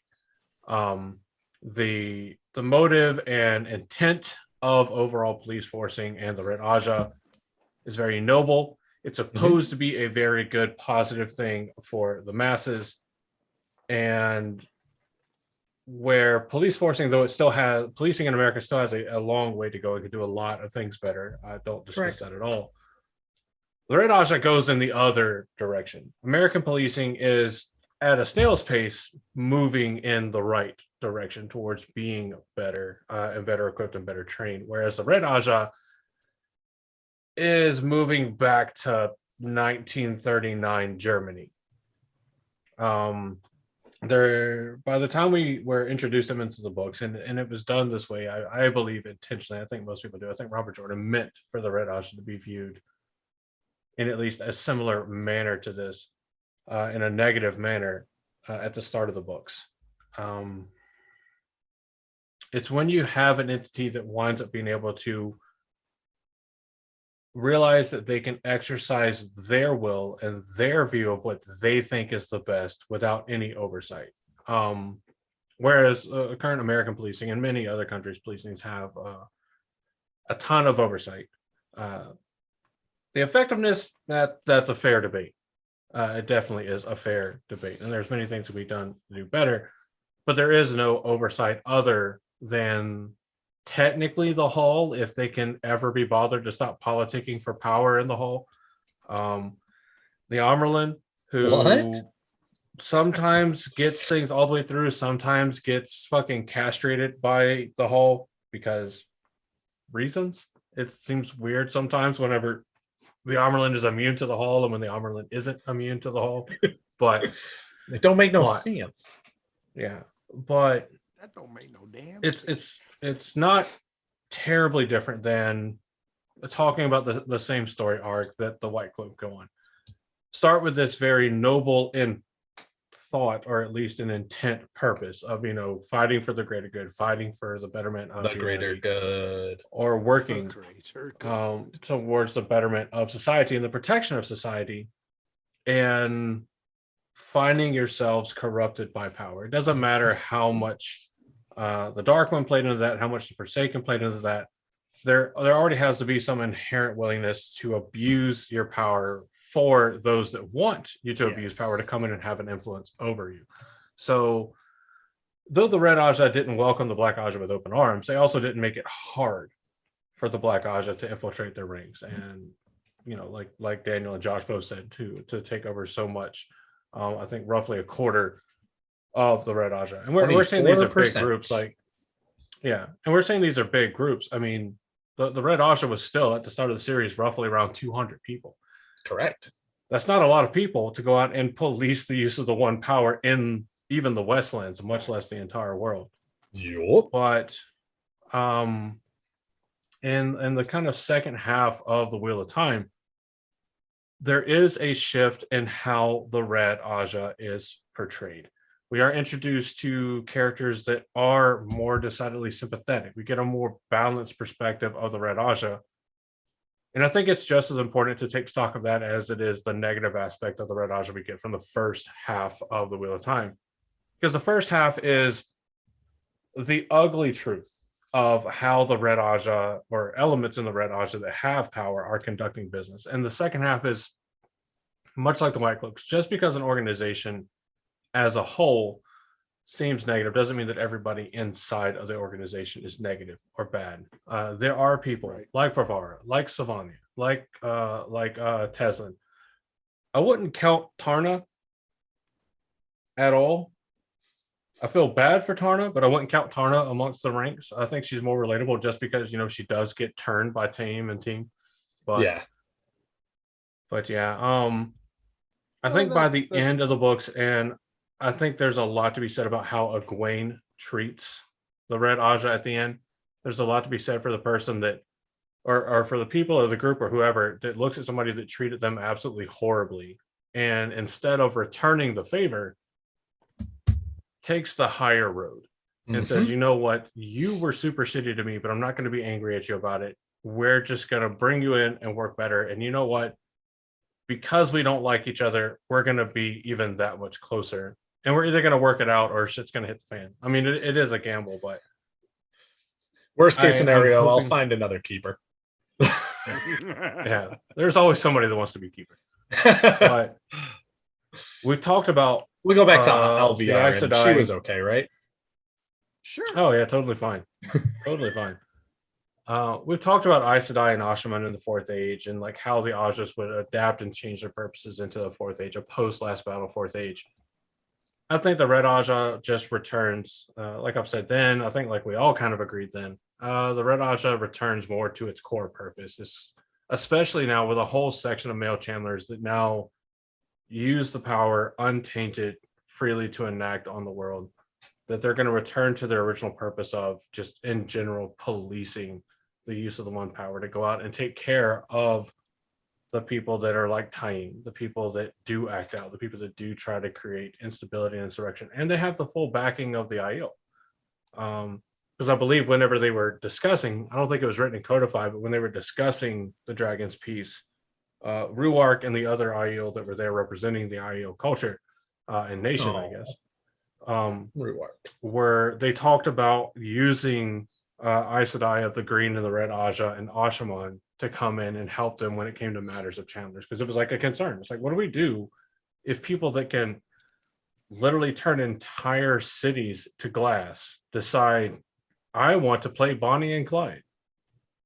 So I think they're really good. I think they serve an important purpose for the story, and I think they transition in the story from at least the reader's perspective to giving us more of a well-rounded perspective at a very good point, to where we can understand the negatives and the horrible nature of a corrupted Red Ajah, and then transition around and see that, okay, well, not all of them are these incredibly heartless, evil, murderous, assholes. So they're fun, they're interesting, and I say fun to read. They're definitely not fun people in the start of the book. But, I don't know. but That's about it. At this what point, I'm gives them just kind of flavor. rambling the same point 5 different ways. But it's good. It's it's one of those things it's nice to clarify what you actually mean, because the Red Ajah is just so complicated. They're so deep, like That I it feel like we could do becomes- another episode on this. We could. We're probably not going to, but we easily could. At least not for a while. Yeah. So No, true. to everybody who's tuned in and hearing what we just said about how we could do another episode about this, leave a comment below. Leave a comment. Let us know what we missed. What is it about the Red Ajah that you love so much that we didn't talk about, that we didn't discuss, that we didn't chew on? Or that you hate so much that we didn't Or- really go into. Yeah. Either way. What did we not hate on enough for you? What did we not love on? What did we not hate on? Leave a comment below. Let us know. Shoot us an email, blacktowerpod@gmail.com. Tag us on Twitter. Go to our website, blacktowerpod.com, and follow us on our socials, and leave all kinds of comments about what we missed, what we didn't when you're doing discuss, that- what we didn't get to. When you're doing that, keep in mind, we are not interested in debates or discussions or fights, arguments, or whatever about any nation's current or past social, political issues. We're a Wheel of Time podcast. That's Yes. what we're here for. That's what we talk about. We do mean- make we do make comparisons to things that Yes. happen currently and historically to help better illustrate or understand a point. If you disagree with the point, But we are and- not and everything, that's interested fine. in. Yeah. You know, But we're not going to and- have a whole discussion in the YouTube comment section or Twitter replies or whatever, catering to any kind of inflammatory bullshit, Yes. any kind of, you hate the thin blue line or you're too for the thin blue line, because you can say that all you want. Cool. Good The for fun you. fact about the internet is your comments are just on the internet, and we really don't care what your views are on our views or what you may think our views are, because you'll probably be surprised what our views actually are on current social That's a issues. fact right there. It's just to illustrate a point in a way that makes it clear what we're trying to say. So if that's Correct. all you can think of whenever you watch this or you listen to this or whatever, think really Maybe hard about keep the it to comments you're yourself. about to leave. Well, Yeah. the only Because reason we bring mama up ain't raised no modern- bitch, and I ain't afraid to hurt no feelings. Mama And may have neither of raised these, neither we of these bring two up- gentlemen. Mama may have raised a mentally unstable ADD motherfucker, but she ain't raised no bitch. As my great grandmother used to say, my mama may have raised two fools, but I ain't both of them. I like that. That's Um, cute. No, to Andrew's point, we bring up modern political situations not because we want to talk. I mean, we are interested in discussing them in other platforms because this is a Wheel of Time podcast. Yep. We bring them up because we want to illustrate the sheer genius of Robert Jordan's writing. We want everyone to know just how amazing this man was and how amazing his understanding was of not only, writing, but political situations, militaristic situations, psychological situations. Like, the man was absolutely brilliant. And so we bring up these comparisons, not because we want to engage you in political debate. We don't. We respect your opinions. We hope that you hold your opinions. We love that people have different opinions. But the biggest But we don't necessarily want to hear them or talk about them. You are what free we want to talk about is express. the Wheel of Time. Yes. Yeah. That's what we You're want free to to express your opinions by all means. Yes. Absolutely. Just know that if you want to hop in the comment section and you want to talk about how and shitty start some shit. and woke a certain TV show is from your perspective, or you want to sit there and talk about how terrible somebody is, or whatever the case is, like that's not shit we engage with. So when we don't Nope. like or heart or comment, like, I would say don't be offended, but we did just say, like, that's your choice. By all means, express Yeah, what you want. It's the internet. It's a free space. Do We're what you just want. not going to argue with you. We're There's not no gonna, good. we're not going to reason entertain for in that. discussion. You're not going to get a response from us. It doesn't matter if you leave 40 comments on one YouTube video. We thank you for helping the algorithm Thank you, though. and the Thank you visibility for of the video. So but we're thank not you. going to engage with it as a podcast. You might get Yes. one of us in a conversation separate from the podcast, but as a podcast collectively, we're not going to engage in that kind of stuff. Because definitely as a podcast, we will absolutely say, and I can say this with confidence about myself and my other two hosts, we are lovers, not fighters. And we will fight you when we need to protect ourselves or the ones we But love. you've got to be a fighter. But on Because the if you don't comment fight, section of our you- YouTube All right, videos, got we it. really don't need to what fight kind you. of love do you have? So, All right, Cal. yes, we Thanks. we for love tuning in. all of you. We want Thanks for to- joining us. Yeah. Thanks for being here. Thanks for being awesome. Thank you for forming up in a single file line to receive your weekly dose of taint. And we hope that wherever you are, wherever you're listening, however you're listening, you leave this recording just a little bit more mad than you were before listening. Just a And little from bit. all of us here Just a at the little Black bit. Tower, to Just a all of little you, bit. wherever you are, I have been moist. Yeah, you have. Like a good brisket. Yeah. Yeah. No, but we love you. We thank you for listening. Whether you love the show, you hate the show, you barely tolerate the show, whatever it is, we thank you for at least giving us a chance and an opportunity in listening. And hopefully you enjoyed it. And if you do, again, blacktowerpod.com, you can get into our Discord there. You can find Patreon if you really, really enjoy us, or just want to see how we fuck up next. Whichever way, whatever your motive is, we appreciate you. Again, if you have pictures from JordanCon 2022 that you would like to share, that you would like to be up on our website, make sure you share them or email them to blacktowerpod@gmail.com. You can also send them to us in our Discord. We do still have the JordanCon 2022 channel up. It is under the news, events, etc. category. If you can't find it, hop in the common room, tag at Black Tower Podcast, and we'll point you in the right direction. And we'd love to just have as many pictures as possible up on the website. And you can go and see them at blacktowerpod.com. Again, just scroll down below our list of Patreon supporters and you'll see a slideshow that you can click into, and you can fast click through if you just want to get through pictures. Speaking of, we do actually have one thing that we have not yet done that we definitely need to do before we go. And that is that we have supporters? 2 new Patreon supporters that it's time to shout out in this week's episode. So our 2 new Patreon supporters are... So first, but certainly not least, Matthew Z.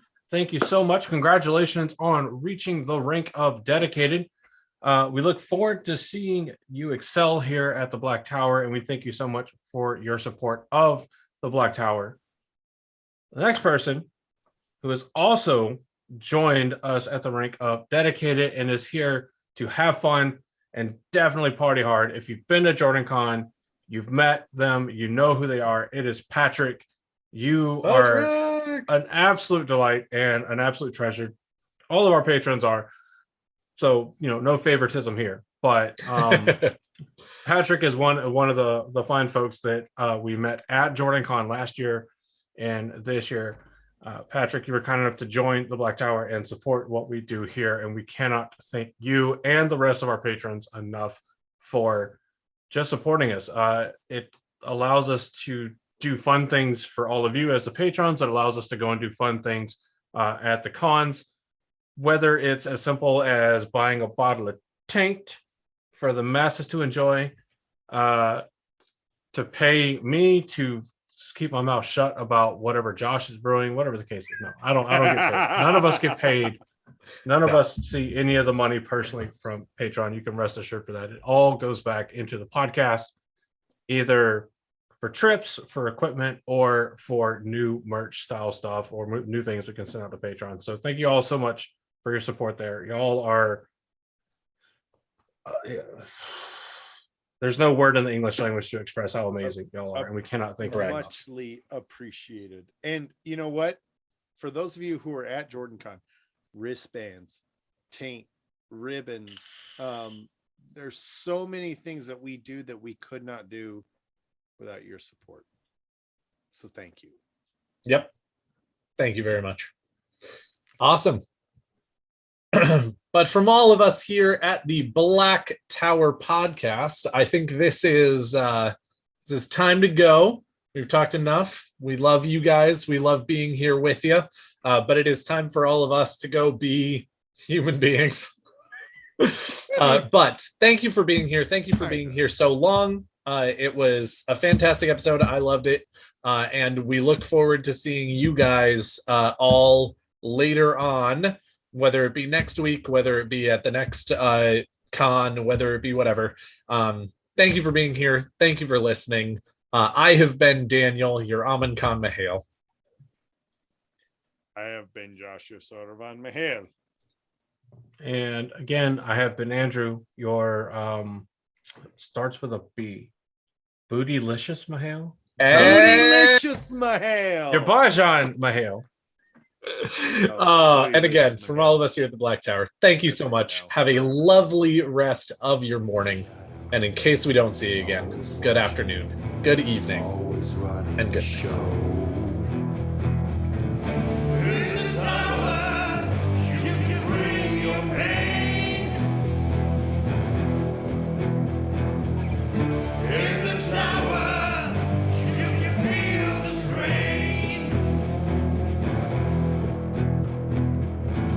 You've been so much trouble, just fitting.